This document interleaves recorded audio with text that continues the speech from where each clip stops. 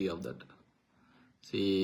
ఎక్కడైతే ఈ రాజ్యాంగం అందరికీ కూడా అసమానతలు లేకుండా ఉంటుందని చెప్పేసి ఆ రోజు ఒక మంచి ఉద్దేశంతో మేధావులందరూ కలిసి తయారు చేసినారు.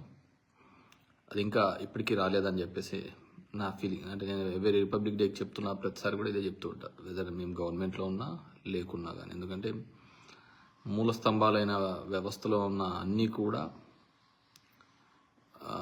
ఎగ్జిక్యూటివ్ బాడీ కావచ్చు, కాన్స్టిట్యూషన్ కావచ్చు, మీడియా కావచ్చు, జ్యుడిషియరీ కావచ్చు, ఆల్ గాట్ కరప్టెడ్. అన్నీ కరప్టెడ్ అయినాయి అనేది ఐ స్ట్రాంగ్లీ బిలీవ్. సో చాలామందికి కూడా తెలుసు కానీ మాట్లాడలేని సమాజం అన్నమాట. కేవలం ఎప్పుడు రాజకీయ నాయకులకు మాత్రమే పనికి మాలని చెప్పేసి ఆపాదిస్తూ ఉంటారు. సో సిస్టంలో అందరూ అలాంటి వాళ్ళే అనేది నేను నమ్ముతాను. సో కాబట్టి ఈ సిస్టమ్ అంతగా నడిచిపోతుంది. సో ఒకడు మంచోడు అయ్యి ఇద్దరు చెడ్డోడు అంటే ఇప్పుడు దీంట్లో గురించి బయటకు వచ్చిందనమాట. సో అలాంటి ఒక వ్యవస్థలో కేవలం ఎప్పుడు కూడా అధికారమే పరమావిధిగా దానికోసం ఏమైనా చెప్పుకుంటూ ఏ విధంగా అయినా బతికి బయటపడడానికి మనం ఈరోజు ఆ చట్టాలను మనకు అనుకూలంగా మార్చుకొని మనం పనిచేస్తున్న సందర్భం. So happy republic day. ఇప్పటికైనా భవిష్యత్తుకైనా సరే, ఈ తరం కాకపోయినా వచ్చే తరానికైనా సరే ప్రపంచంలో ఒక అగ్ర రాజ్యాలకు, ఎందుకంటే బాగా పనిచేసే వాళ్ళు ఉన్నాం, ఆలోచించే శక్తి ఉంది, కానీ సరైన అవకాశాలు సరైన విధంగా అందరికీ రావటం లేదనేది అభిప్రాయం, నాకున్న అభిప్రాయం అన్నమాట. సో అంతే. అండ్ అదేవిధంగా నిన్న 75 సంవత్సరాల ఓటర్ ఎలక్షన్ కమిషన్ ఏర్పడిన దానికి కూడా నిన్న ఓటర్ డే జరగదు.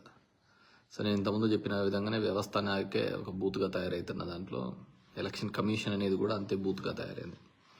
ఎప్పుడో టిఎన్ శేషన్ గారు ఉన్నప్పుడు చూసినట్టున్నాం, ఒక ఎలక్షన్ కమిషన్కి ఒక పేరు తెచ్చినది.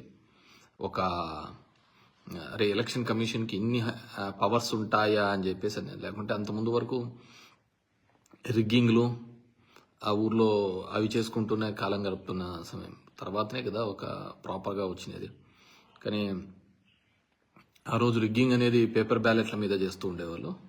ఈరోజు ఆ రిగ్గింగ్ అనేది ఈవీఎంస్ మీద ఎవరికి ఎట్లా కావాలో అలా జరుగుతుందనేది I still believe in that. నేను పూర్తిగా దాని మీద విశ్వసిస్తాను, ఈవీఎంస్ మీద. ఎందుకంటే పెద్ద పెద్ద టెక్నికల్గా సౌండ్ ఉన్న కంట్రీస్లలో లేనిది మన దేశంలో.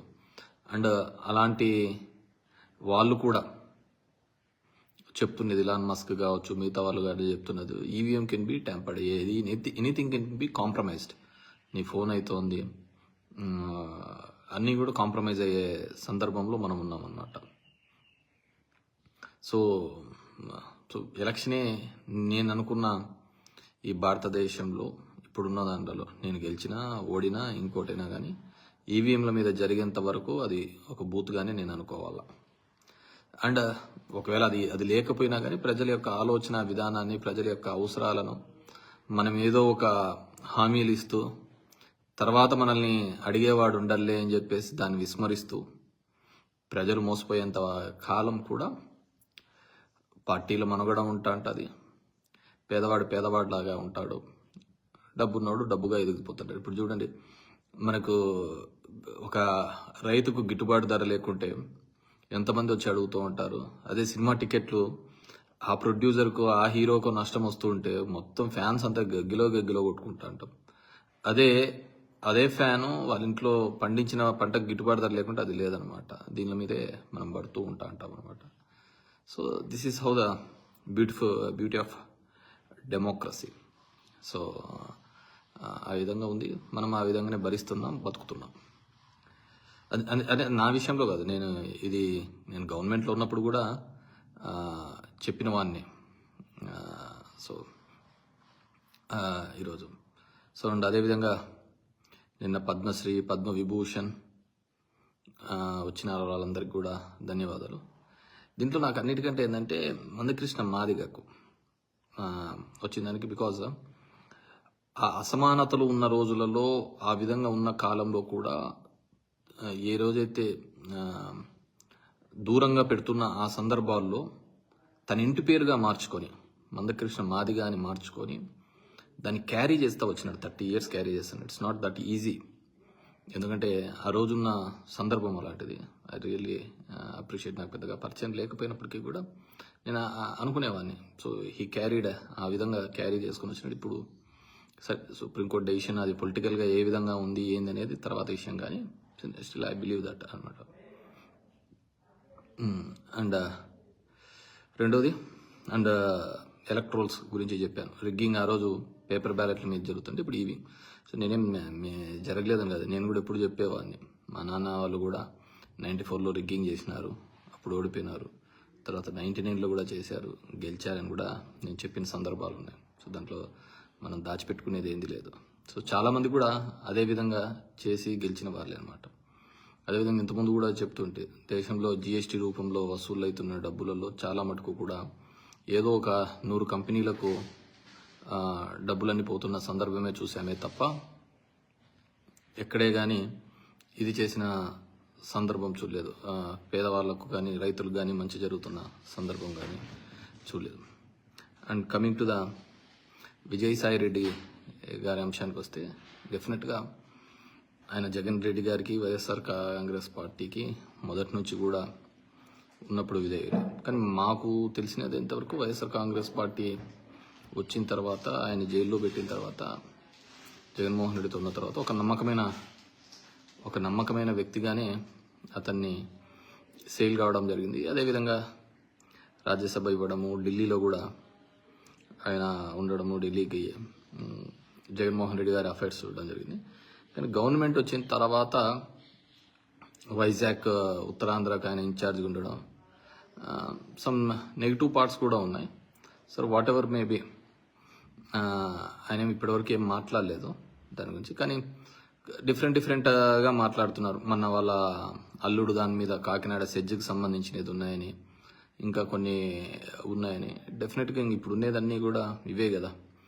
ఒక ఈడీతోనే సిబిఐ, ఈడీ ఈ వ్యవస్థలే కదా ఎవరినైనా కానీ ఎనీ గవర్నమెంట్ని కూడా బెండ్ చేస్తున్నాయి ముఖ్యమంత్రులు. దాంట్లో విజయసాయి రెడ్డి పెద్ద అతీతుడు కాదని నేను అనుకుంటున్నాను. సో ఆయన లేదు అనుకున్నా కానీ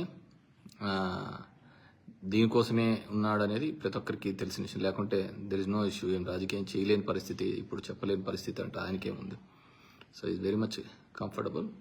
సో చాలా చెప్తున్నారు, కానీ మనకు తెలియక సరే వ్యవసాయం చేసుకోవడానికి వెళ్తున్న అతని వ్యక్తికి మనం ఎందుకు మళ్ళీ మాట్లాడాలి. సో చూద్దాం, మళ్ళీ ఆయన మాట్లాడితే ఆయన గురించి మాట్లాడను. అండ్ కమింగ్ టు నేను యాక్చువల్గా ఈ వీడియో పెట్టడానికి 3 రోజులు 4 రోజుల ముందే మా బత్తలపల్లిలో నియోజకవర్గంలో ఉన్న ఒక వ్యక్తి పిల్లోడు మన నారాయణ కాలేజీలో సూసైడ్ చేసుకోవడం, చనిపోవడం జరిగింది. ఒక రైతు కుటుంబం సంబంధించి 3,40,000 ఫీజు ఆ పిల్లోడు 1,50,000 దాకా కట్టడం జరిగింది. ఇంకా కొద్దిగా కట్టవలసిన ఉన్న పరిస్థితి, కానీ కట్టలేని పరిస్థితులలో ఆయన మీద బలవంతమని. సో ఈ కార్పొరేట్ స్కూల్స్ మీద నేను మొదటి నుంచి వ్యతిరేకమే. ఈ కార్పొరేట్ స్కూల్ పనిచేస్తున్న పద్ధతి కానీ, అది ఏ విధంగా టార్చర్ పెడుతున్నాయి, ఏ విధంగా చేస్తున్నాయి అని చెప్పేసి, ముఖ్యంగా ఈ చైనా కాలేజీలు అంటే చైతన్య నారాయణ, భాష్యం, రవీంద్ర భారతి, నేను ధర్మవరంలో అవి క్లోజ్ చేయించడం జరిగింది. సో దాని మీద కూడా నాకు నిష్ఠూరాలే. బికాస్ మంచి ఫెసిలిటీస్ ఉండాలి. ఇప్పుడు ఆడుకోకుండా, ఇప్పుడు చదువుకోకుండా, ఫిజికల్గా స్ట్రెంత్ కాకుండా ఇంకెప్పుడు చేస్తా అంటారు. ఈ ఫీజులు, ఫీజ్ స్ట్రక్చర్ చూస్తే భయపడుతుంది. మేము ఇంజనీరింగ్ వరకు కాని ఫీజు ఇప్పుడు ఒక 1 yearలో కట్టాల్సిన పరిస్థితి ఇప్పుడున్న ఫీజ్ స్ట్రక్చర్ ఆ విధంగా ఉంది. కానీ నాకు ఒక డౌట్ ఏంటంటే, మామూలుగా ఇప్పుడు ఎవరైనా కానీ బిల్ గేట్స్ దగ్గరికి పోతే, నువ్వు ఇక్కడ కంప్యూటర్స్ సాఫ్ట్వేర్ కానీ మైక్రోసాఫ్ట్ కానీ ఇక్కడ డెవలప్ చేయాలి ఆంధ్రాలో అంటారు. అట్లాంటిది నారాయణ వాళ్ళ కాలేజెస్లో నెంబర్ 1, 2, 3, 4, 10 వరకు వాళ్ళకే ర్యాంకులు వస్తున్నప్పుడు, ఆయన అతన్ని ఎడ్యుకేషన్ మినిస్టర్గా పెట్టి ఇక్కడున్న గవర్నమెంట్ స్కూల్స్ను కూడా అదే విధంగా డెవలప్ చేయొచ్చు కదా. మామూలుగా హీజ్ ఎక్స్పర్ట్ కదా దాంట్లో, మంచి చదువులు చెప్పించడంలో, మంచి ర్యాంకులు తెప్పించడంలో నారాయణ ఎక్స్పర్ట్ అంటున్నారు. అలాంటప్పుడు అతనికి ఆంధ్రప్రదేశ్లోని విద్యా విధానంలో ఏ విధంగా పెనుమార్పులు తీసుకొని వచ్చి పిల్లలకు కూడా అకాడమిక్గా ఆ విధంగా ఇంప్రూవ్ కావాలని చెప్పేసి చేయొచ్చు కదా. ఎందుకంటే చేస్తే గవర్నమెంట్ స్కూల్లో పిల్లలు బాగుపడితే ప్రైవేట్ స్కూల్లోకి ఓడిపోతాడు పోడు కదా. మా జగన్ రెడ్డికి అప్పుడు తిక్కబట్టి ఇవన్నీ కూడా గవర్నమెంట్ స్కూల్లో అన్ని ప్రైవేట్ దాంట్లో కాంపిటీషన్ అన్ని పెట్టి చేసి ఆ ప్రైవేట్ స్కూల్లో వాళ్ళందరూ మాకు నష్టం వచ్చిందని వాళ్ళు ఏడ్చి మా మీద ఇన్ని తెచ్చుకొని రావడం జరిగింది. వాట్ ఎవర్ మేబీ, అందరికీ కూడా once again happy republic day. What ever maybe, Sai Reddy అంశం కావచ్చు, ఇంకో అంశం కావచ్చు, వైఎస్ఆర్ పార్టీకి వచ్చే పెద్ద నష్టం ఏం లేదు. ఎందుకంటే నేను మొదటి నుంచి చెప్తూనే వాళ్ళ ఇంట్లో వాళ్ళే ఇతను వ్యతిరేకించినారు. వాళ్ళ ముందు చూస్తే వీళ్ళు పోయేవాళ్ళు కావచ్చు, ఉండేవాళ్ళు కావచ్చు, ఇట్స్ నాట్ బిగ్ డీల్ అని నేను అనుకుంటున్నా. ఇంట్లో సొంత చెల్లినే ఇతని నాశనాన్ని నిరంతరం కోరుకుంటా ఉంది. అది చంద్రబాబు కన్సర్నర్లో ఉండో లేకుంటే ఇంకోరు కన్సర్నర్లో నడిపిస్తున్న విషయం మనం చూస్తున్నాం. అలాంటి వాళ్ళ ముందరనే వాళ్ళనే ఎదుర్కొని ఇవన్నీ కాదు అని చెప్పేసి జగన్మోహన్ రెడ్డి ముందుకు వస్తున్నాడు. బేసిక్ ఒకటి మనం అందరం ఆలోచించుకోవాల్సింది ఏంటంటే, జగన్మోహన్ రెడ్డి అనే వ్యక్తి లేకపోతే చంద్రబాబు నాయుడు కావచ్చు, వాళ్ళ కుతంత్రాలకు కావచ్చు, అసలు హద్దే ఉండదు. He is the one. వాళ్ళను అడ్డుకట్ట వేసి ఒక రెసిస్టెన్స్ చూపిస్తున్న వ్యక్తి ఎవరైనా ఉన్నారు అంటే అది జగన్మోహన్ రెడ్డి. మీరు ఆలోచించుకోండి, ఈ ఆంధ్రప్రదేశ్ రాష్ట్రంలో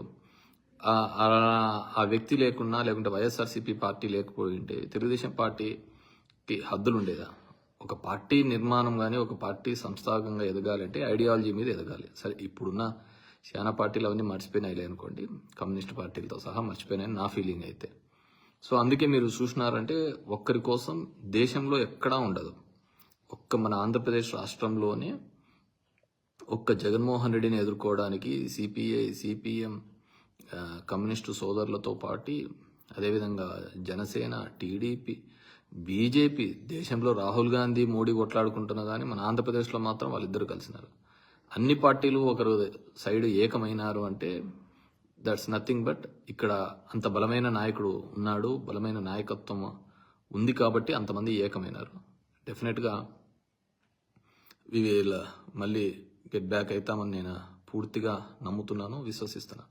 సరే, ఇంకా పార్టీలు మారేవాళ్ళు లేకుంటే ఉండేవాళ్ళు ఈ ఐడియాలజీ వాళ్ళకు, నా ఐడియాలజీ వైఎస్ఆర్ కాంగ్రెస్తో, వైఎస్ఆర్ కుటుంబంతో కలిసి ఉంది కాబట్టి నేను ఈ విధంగానే సేల్ అవుతున్నాను.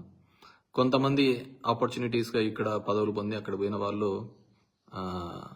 మళ్ళీ మారుతూ ఉండొచ్చు, దానికి మనం ఏం చేసేకేం లేదు. కానీ బట్ ప్రతి ఒక్కరికి ఒక ఐడియాలజీ ఉండాలి. నువ్వు ఒకరి పార్టీని నమ్మినాము అంటే అది జగన్మోహన్ రెడ్డి కాదు, జగన్మోహన్ రెడ్డి యొక్క సిద్ధాంతాలు. అటువైపు నమ్మినామంటే అది చంద్రబాబు యొక్క సిద్ధాంతాలు, లేకుంటే పవన్ కళ్యాణ్ యొక్క సిద్ధాంతాలు. ఇప్పుడు వాళ్ళిద్దరిలో ఎవరికే కానీ చెప్పిన మాట మీద ఒక పూట ఉండేది, ఇంకో పూట ఉండదు. ఈరోజు మాట్లాడే మాట రేపటికి ఉండదు. ఇప్పుడు తిరుపతిలో చూసినాము, తిరుపతిలో ఎంత కావాలంటే దాన్ని అంత బర్స్ట్ పట్టించినారు. తిరుపతి యొక్క మొత్తం దాని యొక్క ఇంపార్టెన్స్ అందరినీ కూడా వీళ్ళు మాట్లాడే పద్ధతిని బట్టి చెడిపోయింది కదా. వాడు లడ్డులో కొవ్వు ఉందంటారు, అనిమల్ కొవ్వు ఉందంటారు, అది ఉంటారు, ఇది ఉంది అంటారు. సో డెఫినెట్గా ఒక మంచి చర్యలు తీసుకోవాలని చెప్పేసి నిన్న కూడా ఎవరో చెప్పారు సిబిఎన్ దావోస్ మీద అని. పాపం దావోస్ మీద మనం అన్న ప్రతిసారి పెట్టుబడుల కోసం అంటుంటాం. నేను చంద్రబాబు నాయుడు ఎంత నీట్గా చెప్పేశాడు, దావోస్ పోతే పెట్టుబడులు ఏడైనా వస్తాయా? ఇట్స్ ఒక ప్లాట్ఫామ్, అందరినీ కలవడానికి ఒక ప్లాట్ఫామ్ అని చెప్పేసి చెప్పినారు. దానికోసం పాపం ఎన్టీవీ, ఎన్డీటీవీ, ఒక 2-3 మీడియా సంస్థలకు ఈవెంట్ మేనేజ్మెంట్ కూడా డబ్బులు ఇవ్వడం జరిగింది అనమాట. సో ఆ విధంగా ఉంటుంది. మన రాష్ట్రంలో కావచ్చు, మన దేశంలో జరుగుతున్నది ఏంటంటే రాజకీయమో ప్రజాస్వామ్యమో కాదు, ఈవెంట్ మేనేజ్మెంట్ జరుగుతుంది. ఆ ఈవెంట్ మేనేజ్మెంట్లో ఎవడు సక్సెస్ఫుల్గా కలరింగ్గా నీట్గా చేస్తాడో he is going to get success, అంతే, అంతకుమించి వేరేది ఏంటంటే. So I wish all the best, take care, thank you.